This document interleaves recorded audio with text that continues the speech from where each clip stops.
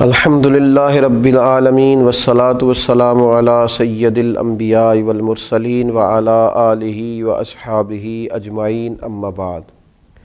اعوذ باللہ من الشیطان الرجیم بسم اللہ الرحمن الرحیم وشاورہم فی الامر فاذا عزمت فتوکل علی اللہ ان اللہ یحب المتوکلین۔ صدق اللہ العظیم۔ اللہم صلی علی سیدنا و مولانا محمد معدن الجود والکرم وآلہ وصحبہ وبارک وسلم۔ حمد و صلوات کے بعد روحانی مسائل اور روحانی بیماریوں میں سے ایک بڑی بیماری ہے اعتماد خلق، مخلوق پر بھروسہ کرنا۔ اللہ تبارک و تعالیٰ نے رسول پاک صلی اللہ علیہ وسلم نے جو دین عطا فرمایا ہے ہمیں، اس دین میں اسباب اختیار کرنے کا حکم دیا گیا ہے، لیکن بھروسہ اسباب پر نہیں کیا جائے گا، بھروسہ مسبب الاسباب پر کیا جائے گا۔ اسباب اختیار ضرور کیے جائیں گے لیکن توکل اپنے رب کریم پر رکھا جائے گا۔ ہوتا یہ ہے کہ ہمارے ہاں بہت زیادہ اعتماد کر لیا جاتا ہے، بہت زیادہ امیدیں لوگوں سے وابستہ کر لی جاتی ہیں۔ اس کا نقصان پھر یہ ہوتا ہے کہ امیدیں چونکہ عام انسانوں سے وابستہ کی جاتی ہیں، وہ کمزور ہوتے ہیں، تو بہت ساری امیدیں ٹوٹتی ہیں۔ ان ٹوٹتی ہوئی امیدوں پر بہت سارے لوگ پریشان بھی ہوتے ہیں، شکوے بھی کرتے ہیں اور نقصان بھی اٹھاتے ہیں۔ خلق پر زیادہ اعتماد نہ کیا جائے، اعتماد تو خالق پر کیا جائے۔ کتنے ہی لوگ ہیں جو زمانے میں مایوسی کی گفتگو اس لیے کرتے ہیں کہ انہوں نے بہت سارے لیڈروں کے وعدوں پر یقین کر لیا تھا، ان کی لمبی اور زبردست تقریروں کو سچ مان لیا تھا، پھر ہوا یہ کہ ان کی جب امیدیں ٹوٹنے لگیں تو وہ لوگ پریشان ہونے لگے۔ اس لیے اسباب پر بھروسہ نہیں، یہ مسلمان کی شان ہے۔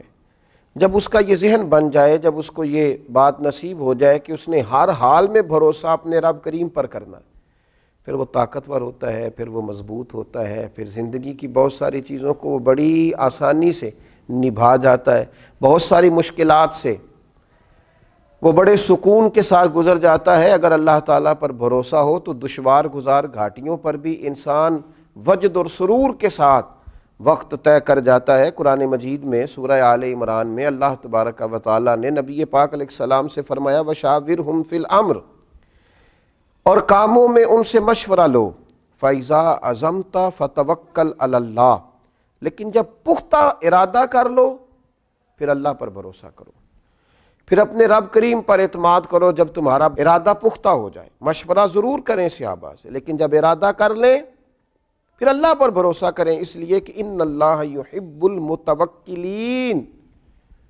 سبحان اللہ، فرمایا بے شک اللہ توکل کرنے والوں سے پیار کرتا ہے۔ یہ اللہ پر بھروسہ کرنے والے اللہ کے پیارے ہیں، اللہ ان سے محبت کرتا ہے۔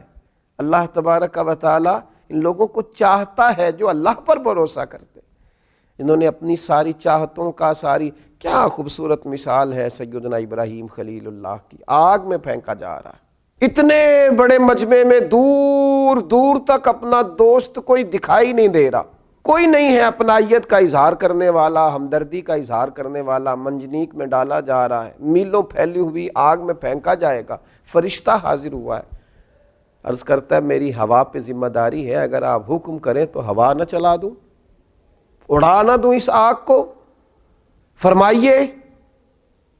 حضرت ابراہیم فرمانے لگے میری تجھ سے کوئی حاجت نہیں۔ پھر بارش کے فرشتہ عرض گزار ہے حضور اگر اجازت ہو تو ایسا مینہ برساؤں کہ یہ ساری آگ ٹھنڈی ہو جائے۔ فرمایا تجھ سے کوئی حاجت نہیں ہے۔ وَاتَّخَذَ اللَّهُ إِبْرَاهِيمَ خَلِيلًا، میری تو اس سے حاجت ہے جس نے مجھے خلیل بنایا ہے۔ میرا بھروسہ تو اپنے رب کریم پر ہے۔ اعتماد خلق چھوڑ دیا، اب آرزوؤں کا مسکن، محبتوں کا منبع، دعاؤں کی جگہ، ہر چیز اپنے رب کو مان لیا ہے۔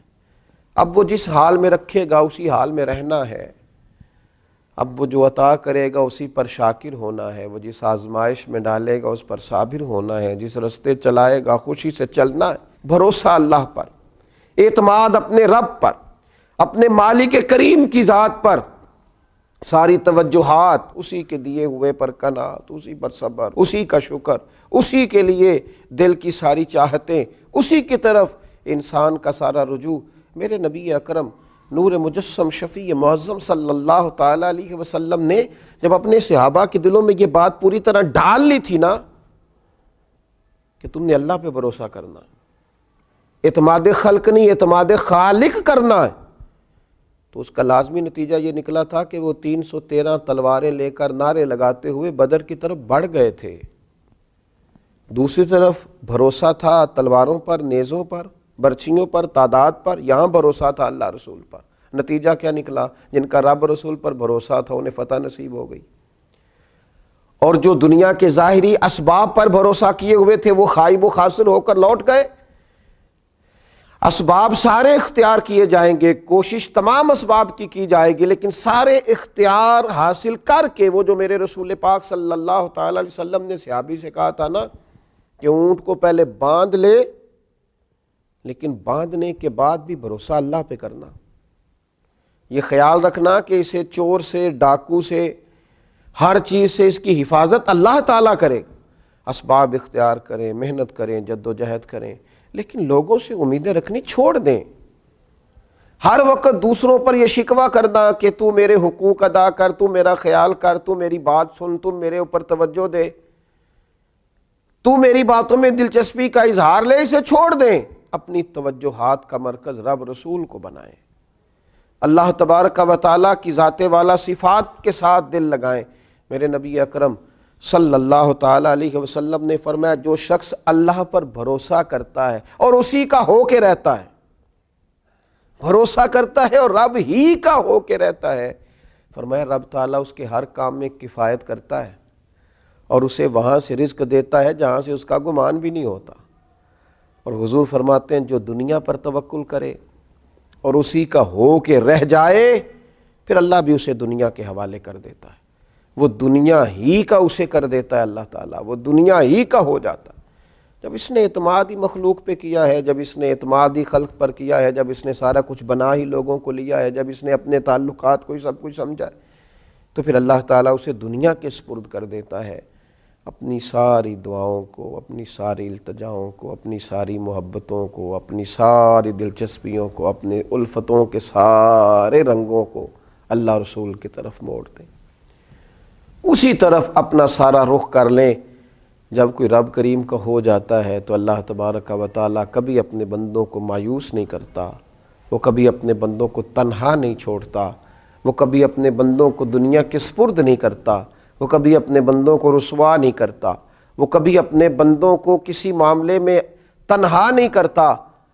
اللہ سے جب کوئی بندہ دل لگا لیتا ہے تو پھر قرآن مجید کے ان لفظوں کو نہ بھولیے گا کہ اللہ تبارک و تعالیٰ نے کس محبت سے فرمایا کہ ان اللہ یحب المتوکلین، جو اللہ پہ بھروسہ کریں اللہ تو ان سے محبت کرتا ہے، اللہ تو ان سے پیار کرتا ہے۔ اللہ تبارک و تعالیٰ ہمارے دلوں میں صرف اپنی ہی محبت پیدا فرمائے، اپنی ہی بارگاہ کا بھروسہ نصیب کرے۔ آخر دعوانا الحمدللہ رب